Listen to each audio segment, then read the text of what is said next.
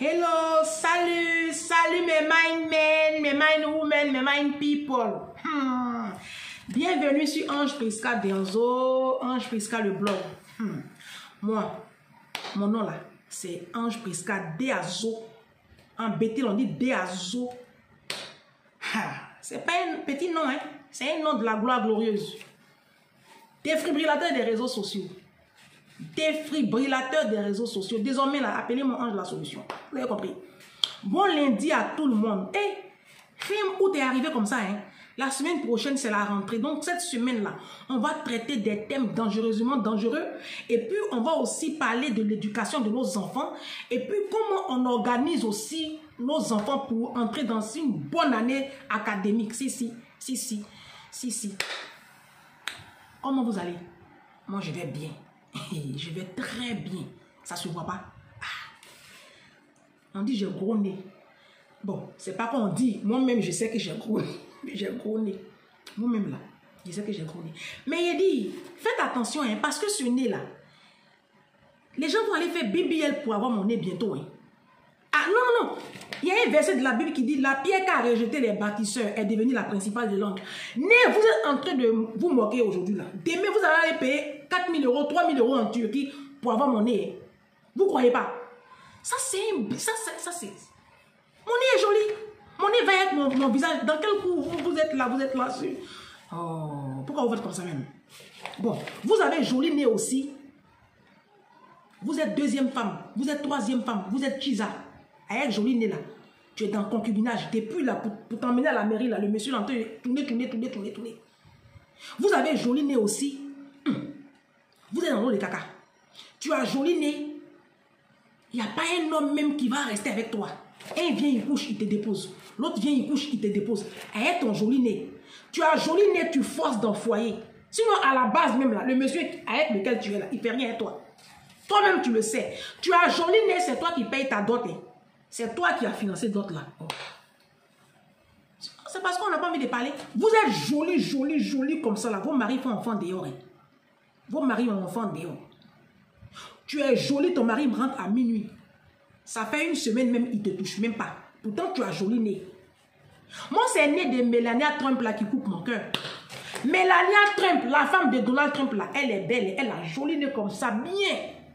Elle a changé la destinée d'un village.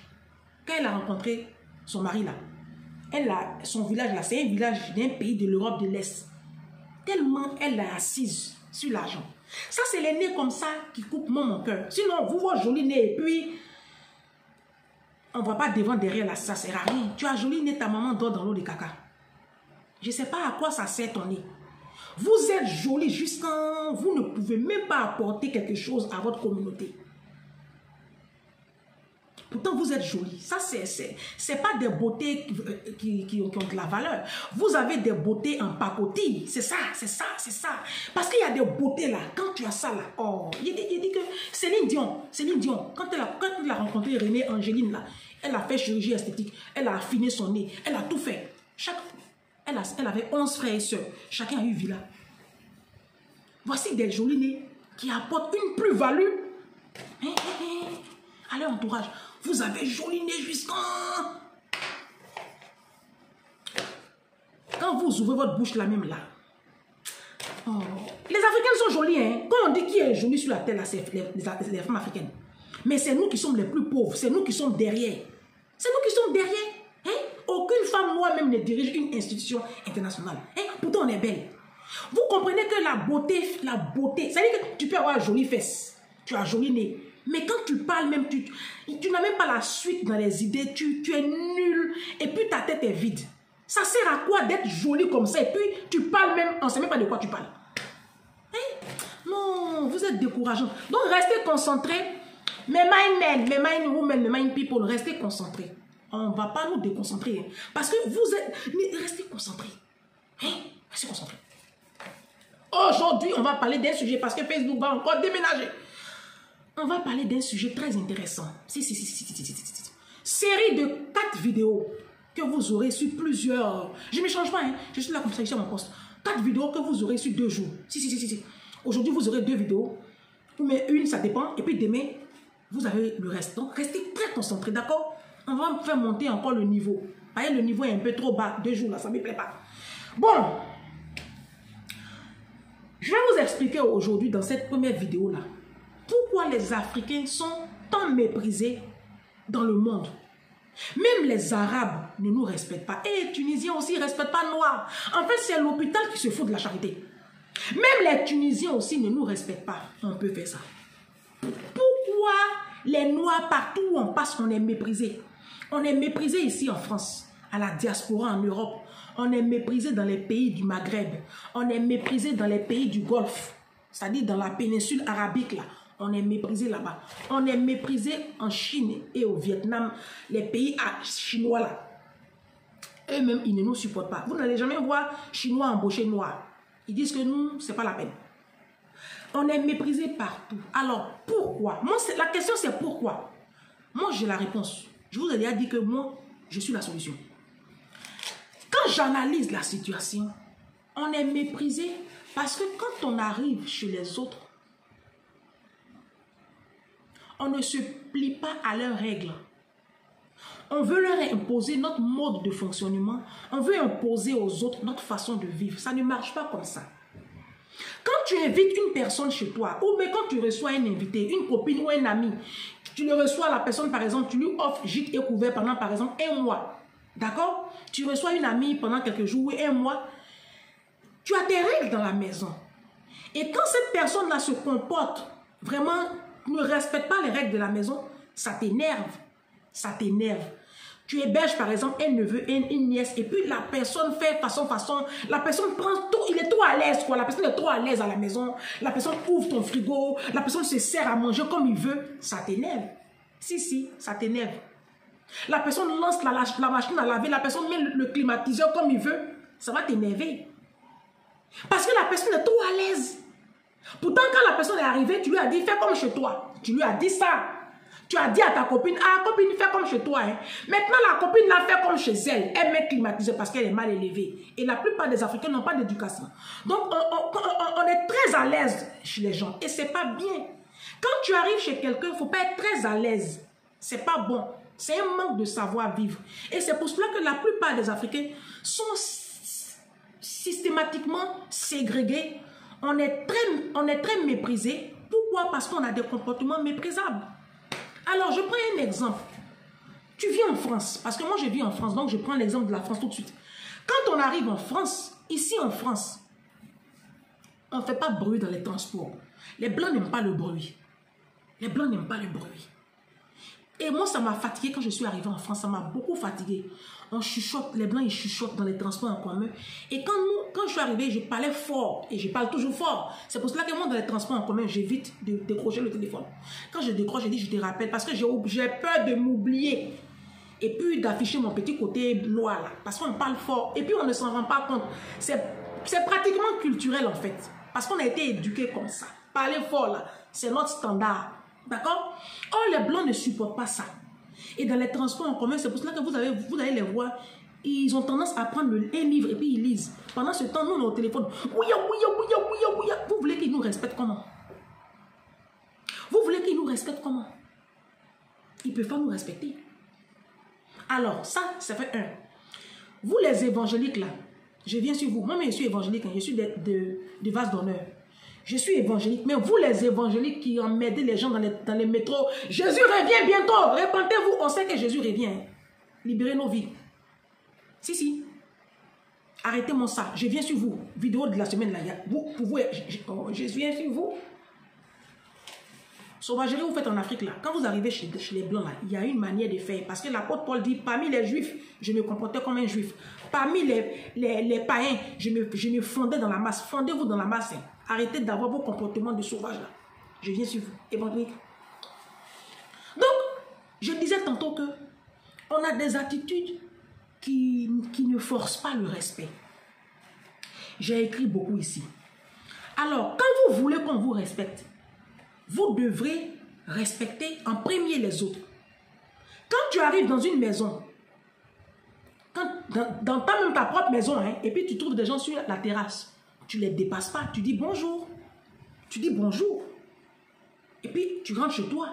Mais quand tu les dépasses sans dire bonjour, là, tu leur as manqué de respect. Donc si ces personnes-là demain ne te respectent pas, il ne faut pas te plaindre. Si tu veux que ta femme te respecte, toi un homme, si tu veux que ta femme te respecte, parce que j'entends souvent dans la communauté africaine, les hommes disent que les femmes ne les respectent pas. On ne respecte que ce qui a de la valeur et on ne respecte que des chefs. Si tu veux que ta femme te respecte, il faut que toi l'homme, tu sois le premier en tant que chef à respecter ta femme, qui est ton second. Mais ta femme fait ménage, elle nettoie la cuisine jusqu'à quand tu l'as vu transpirer. Toi, tu finis de manger, tu vas aller déposer nourriture, le reste de ta nourriture là. Tout ce que tu as craché là, dans l'assiette, ça est dans l'évier, puis tu laves tes mains dessus. Mais tu ne respectes pas le travail de ta femme, tu ne respectes pas sa fatigue. Et tu veux qu'elle te respecte. C'est pour cela qu'aujourd'hui, vos femmes, elles ne vous respectent pas parce que vous ne vous faites pas respecter. On ne respecte que ce qui a de la valeur. Quand tu dis que tu es un chef, par exemple, que tu veux que ta femme te respecte, il faut payer le loyer, il faut payer facture. Il faut que le loyer et les factures passent sur ton compte parce que c'est toi le chef de la maison. Mais le loyer et les factures passent sur le compte de ta femme, tu veux qu'elle te respecte. Vous-même, vous avez vu ça où ça? Des fois là, le respect là, on ne demande pas le respect. Le respect, ça s'incarne par des valeurs. Pas des valeurs. On ne respecte pas, par exemple, un voleur. Si tu veux qu'on te respecte, il faut que tu aies de belles valeurs. Il faut que tu te plies aux règles des autres. On arrive chez les Blancs, on ne peut pas leur imposer notre culture. On ne leur impose pas notre mode de vie. Ah bah non, ça ne se passe pas comme ça. On se plie à leurs règles. Les Blancs disent que ici en France, on ne doit pas accrocher des vêtements au balcon. Eux, ça ne marche pas comme ça. Parce que ça enlaidit le paysage. Ce n'est pas joli à voir. Nos habits qu'on accroche au balcon, ils ne veulent pas ça. Mais nous, on dit non. Nous, quand on nous donne un appartement qui est à balcon, on va mettre les matelas, on va mettre les vélos, les packs d'eau, les barils. Et puis, ça gâte le décor. Donc, comportement de chien, réaction de maître chien. Les Blancs, ils ne se fatiguent plus. Ils ont créé de grandes barres. Et puis, ils nous partent là-bas comme un troupeau, comme du bétail. Et puis, aujourd'hui, on se plaint. Ils ne veulent pas se mélanger à nous. Nous, on a notre H&M. Eux, ils ont pour eux. Quand tu vois H&M de blanc, tu connais. Quand tu vois H&M de noir, tu connais. Si, ils sont en train de s'ajuster à notre degré de sauvagerie. Vous trouvez que les Occidentaux ne nous respectent pas. Mais ils ne peuvent pas nous respecter parce que quand on prend leur avion là, ils nous partagent des sacs poubelles dans l'avion. Mais on est incapable de laisser l'avion propre. Moi, j'ai pris l'avion en 2021 quand je revenais d'Abidjan des vacances en septembre. Je descends ici à l'aéroport d'Orly et comme j'étais à l'arrière de l'avion, je sors la dernière avec ma fille et je vois l'avion dans un état sale. Et ça m'a tellement choqué parce que moi, je ne supporte pas la saleté. Ça m'a choqué. Donc, je demande à la dame, là, la blanche, là, je dis, mais ça, c'est quelle histoire, ça, là? Mais ça, c'est pas possible. Elle dit, madame, il y a un problème. Je dis, mais regardez l'état de l'avion.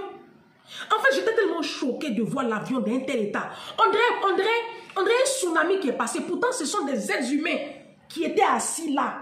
Juste 6 heures de vol. Mais regardez l'état dans lequel on a laissé l'avion. Et la blanche qui me dit, mais c'est la première fois que vous prenez l'avion. Je dis, bah non. Elle dit, bah avec vous, c'est toujours comme ça. Hein. Regardez l'étiquette qu'on a. Regardez l'étiquette qu'on a. Quand les blancs font les reportages là, à chaque fois que les blancs font reportage sur les noirs, remarquez, hein, on est toujours lié à la misère et à la saleté. Remarquez. Toujours. Ça dit que noir égale à saleté. Si vous avez remarqué, remarquez les reportages des blancs. Ils ne vont jamais nous montrer dans des bons, dans les coins propres. Hein. Toujours hein, montrer nos enfants, il y a mouche sur le nez, il y a mouche sur le front, on entend les mendier. Parce que pour eux, noir égale à mendicité, égale à pauvreté, égale à saleté. Puisqu'on vient ici à la diaspora et on fait les enfants pour la CAF, pour les aides sociales.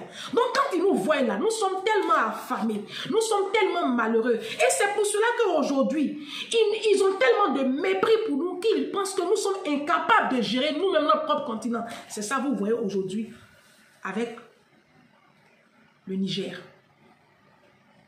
Donc si on veut que les Occidentaux nous respectent, il faut qu'on se donne un genre. Il faut qu'on apprenne nous-mêmes à respecter déjà leur pays. Comme ça, on se respecte nous-mêmes et puis on force le respect. On ne demande pas le respect. Le respect, ça s'incarne par de belles valeurs. Ayons du savoir-vivre, ayons du savoir-être. Et c'est comme ça que les Occidentaux et les autres peuples, les autres nations vont nous respecter. Mais tant qu'on va avoir des comportements de sauvages, ils vont toujours se foutre de nous. Et c'est ce qu'on est en train de voir en ce moment au Niger. Vidéo numéro 1. Dans la seconde vidéo, on va renchérir un peu. On va renchérir. D'accord? On va faire un autre thème. Très sérieux. Parce que j'entends souvent des choses dans les conversations. On entend les choses dans la communauté africaine. Et ce sera l'objet de la prochaine vidéo. Ne quittez pas, vous aurez la prochaine vidéo d'ici encore 2-3 heures. Hein? C'est Ange Prisca Dianzo, Ange Prisca, le blog sur Facebook, défibrillateur des réseaux sociaux. Désormais appelé mon Ange la solution. Je suis à mon poste, je ne bouge pas et j'enregistre la seconde vidéo. D'accord? À tout de suite.